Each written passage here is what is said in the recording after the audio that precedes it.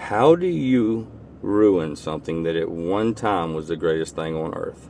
How do you penetrate something and explode it, which at one time was the most impenetrable thing on this entire planet? It's very simple.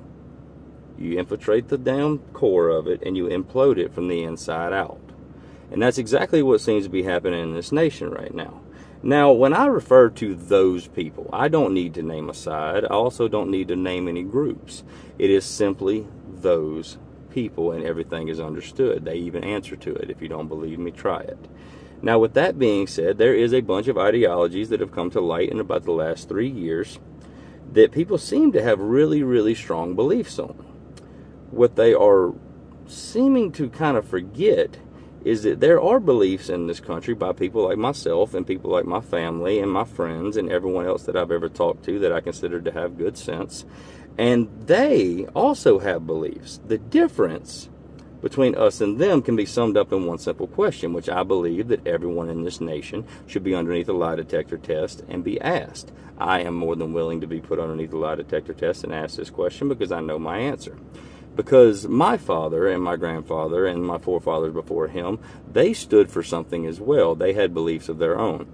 The difference between me, my father, my great-grandfather, and my forefathers before him is that the beliefs that we still hold on to through me are so near and dear to our heart that I am literally willing to die to protect those beliefs.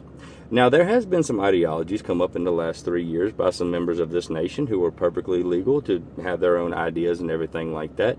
But I believe that it has gone a little bit further than that, to the point that we are looking at reverting back to the early days of this country and going into a revolution. The revolution will not be us against a different country. It will not even be white people versus black people. It's simply going to be red versus blue. Because people seem to have such strong opinions on it that it seems to me that they are willing to answer that question and mean it. Here's where I believe there's going to be a little bit of turmoil. I don't believe that they feel as strongly about their new beliefs that they just came up with because they are bored as I do, that had instilled in me through my father, my grandfather, and my forefathers. And it is simply the fact that they have started to threaten the average American's way of life that is turning this nation against each other. When you start threatening our children, when you start threatening our Second Amendment, and when you start threatening the way that we've done things in this country for hundreds of years, there's going to be pushback. Now, the majority, myself included, have been silent for a long time, kind of just letting whatever's going on in left field play out in left field. But once you brought the kids into it, and once you went after the Second Amendment, you need to understand something. We don't fight with feelings. We don't. And when that day comes, because it's not if anymore, it is now when. When that day comes, the side that you chose to be on is the side you stay on. There's no I'm sorry's, there's no I'm wrongs. So before you really get out there and you voice your opinion about some of this new stuff that's going around, you need to ask yourself one question. And I asked myself this same question before I made this video. Are you willing to die for your beliefs?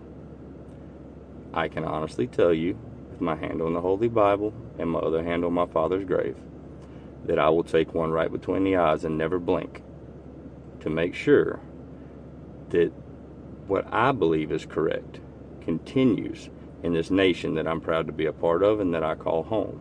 Now, if you feel as strongly as I do about this, and your answer is yes to these new ideologies that have come to life, I'll see you on the battlefield. If the answer is no, I highly suggest that you shut up, because we've had enough and we don't fight with feelings. Shit.